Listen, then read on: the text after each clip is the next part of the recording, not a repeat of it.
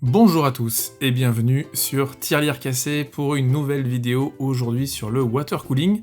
C'est un sujet qui vous passionne, vous êtes très nombreux à me poser des questions, à la fois sur les montages, sur la maintenance, mais également sur le flux d'air, et c'est ce qu'on va regarder aujourd'hui en regardant ce cas particulier qui est mon PC, à savoir que c'est la première version de la configuration que je vous montre ici. On aspire l'air frais par l'avant et on rejette l'air chaud par l'arrière et par le haut.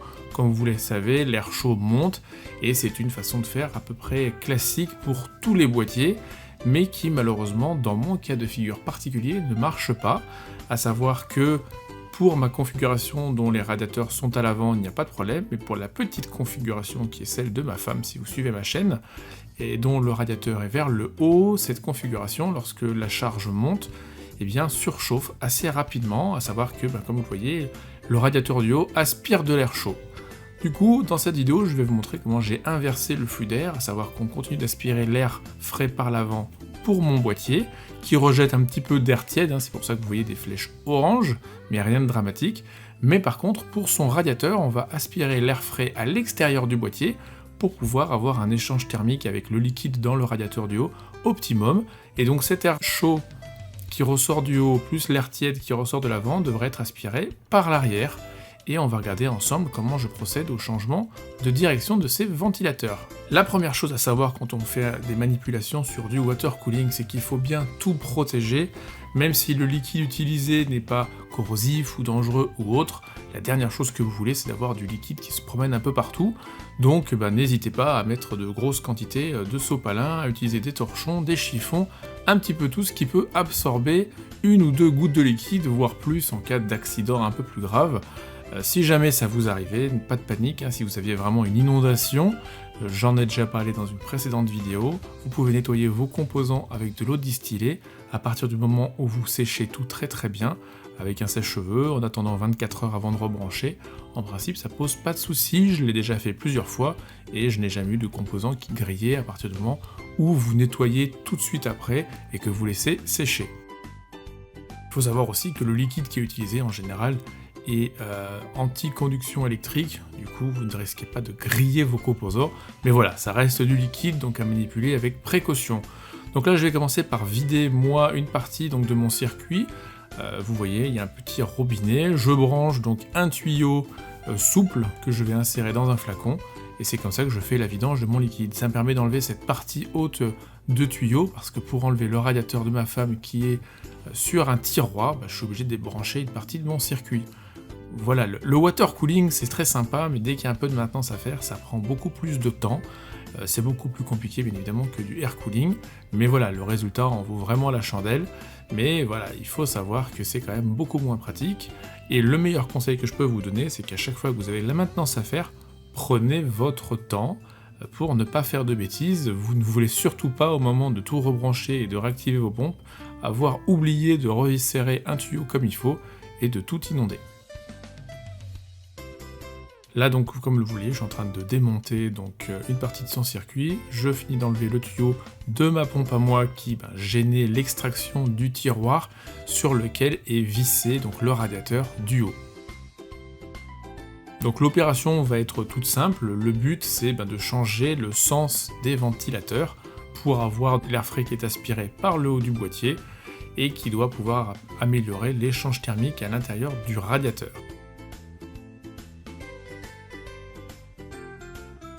Pour savoir dans quel sens souffle l'air de votre ventilateur, de manière tout à fait classique, vous devez avoir des flèches qui indiquent le sens du flux d'air. Si ce n'est pas le cas, en général, le côté où vous voyez toutes les ailettes, c'est le côté qui aspire, et le côté où vous avez une petite armature en plastique sur laquelle viennent se greffer les câbles, c'est la partie qui va avoir le flux d'air sortant. Donc si vous voyez le ventilateur en plein du côté joli, le côté joli entre guillemets, c'est le côté qui aspire l'air. Quand vous démontez un radiateur comme ça, faites attention, il reste toujours du liquide. Dans un gros radiateur comme ça, donc un 64 mm d'épaisseur, vous pouvez très facilement avoir 300 ml à l'intérieur. Donc n'oubliez pas au moment où vous le démontez que ça va couler un peu partout, donc avoir un petit bol sous la main, c'est très utile. Je suis en train donc de dévisser les ventilateurs pour pouvoir inverser leur sens.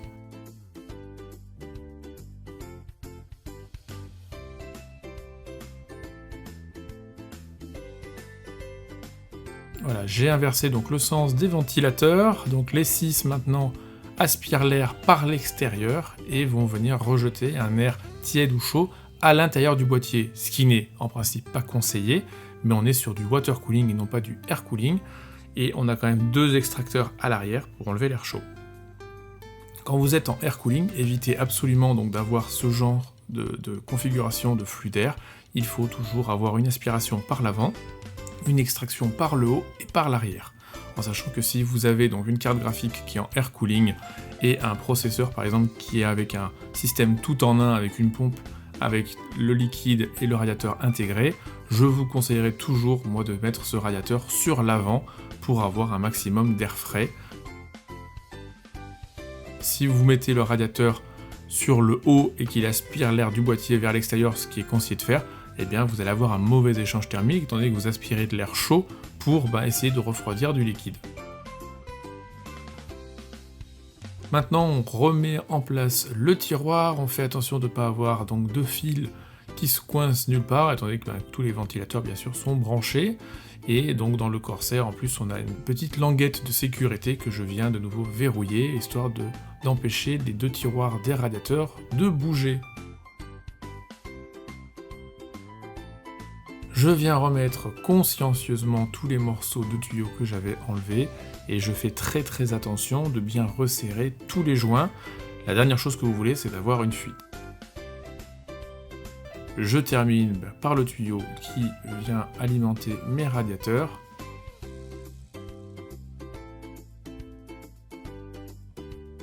Et je le redis, prenez bien votre temps. On passe au remplissage. Donc ma configuration, c'est du liquide vert fluo opaque de la marque XSPC, qui est un très bon liquide, c'est-à-dire qu'il ne perd pas ni sa couleur ni son UV. Par contre, comme vous l'avez vu sur une précédente vidéo, il laisse pas mal de résidus dans les waterblocks, donc si vous les nettoyez régulièrement, ça posera aucun souci. Les autres liquides verts que j'avais testés, opaques et qui avaient une fonction UV, malheureusement au bout de quelques jours, avec la chaleur du liquide, perdaient toute leur fonctionnalité, j'en ai même qui devenaient transparents. Donc là je remplis avec une petite pipette, donc rien de très compliqué.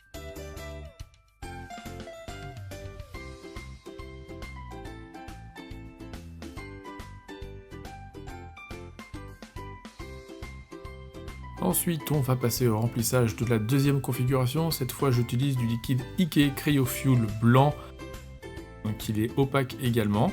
Le liquide XSPC que j'avais utilisé précédemment était juste catastrophique. Si vous avez vu ma précédente vidéo, j'en parle. J'ai été obligé de nettoyer tout son circuit et de le purger.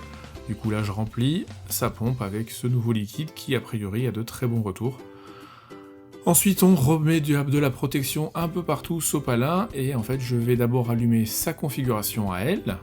Du coup, c'est la configuration blanche. Alors là, je vais faire quelque chose que je vous déconseille très fortement, c'est-à-dire que j'ai allumé sa configuration en ayant les composants allumés. En principe, ce qu'on fait, c'est qu'on va bypasser toute l'alimentation de la carte mère. On utilise une petite prise qui va venir shunter la prise 24 pins de l'alimentation, et qui permet de démarrer la pompe de water cooling sans démarrer l'ordinateur, ce qui fait que si jamais vous aviez une fuite, vous ne grillez pas les composants.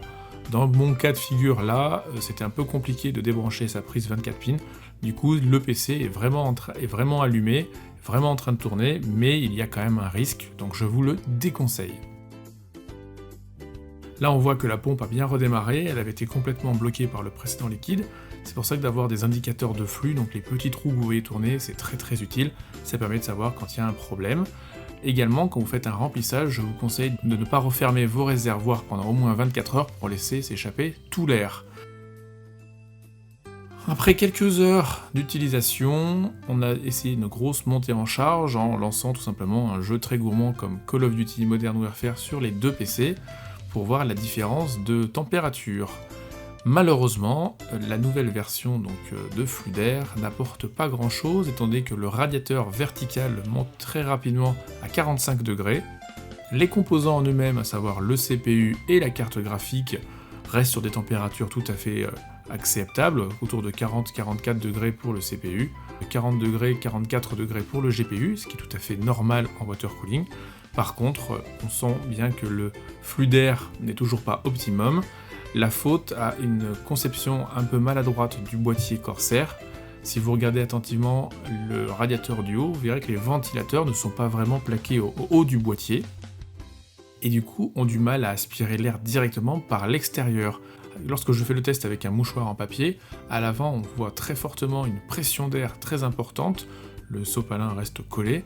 Par contre, en haut, lorsque je fais le test d'aspiration du boîtier, on sent bien que l'aspiration par l'extérieur est très très faible. Il semble que les ventilateurs en fait ne fassent que brasser l'air à l'intérieur du boîtier, étant donné qu'ils ne sont pas plaqués en haut. Donc défaut de conception du boîtier Corsair 1000D, que j'ai malheureusement retrouvé sur plusieurs forums Reddit où de nombreux utilisateurs ont exactement le même problème, et de mettre donc ce radiateur et ces ventilateurs supérieurs en aspiration ou en extraction ne change pas grand chose. Bien évidemment, cette deuxième configuration est tout à fait utilisable, mais voilà, lorsqu'on utilise du water cooling, il faut savoir que les composants sont prévus pour fonctionner jusqu'à 60 degrés et pas plus.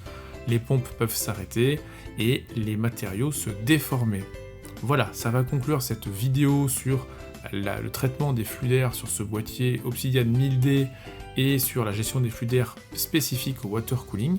Si vous avez des idées ou des suggestions, laissez-moi dans les commentaires vos remarques. La manipulation m'a pris presque 3 heures, et du coup voilà, je vais laisser maintenant comme ça, en espérant que sa configuration ne chauffe pas plus, et que je n'ai pas de déformation entraînant de fuite.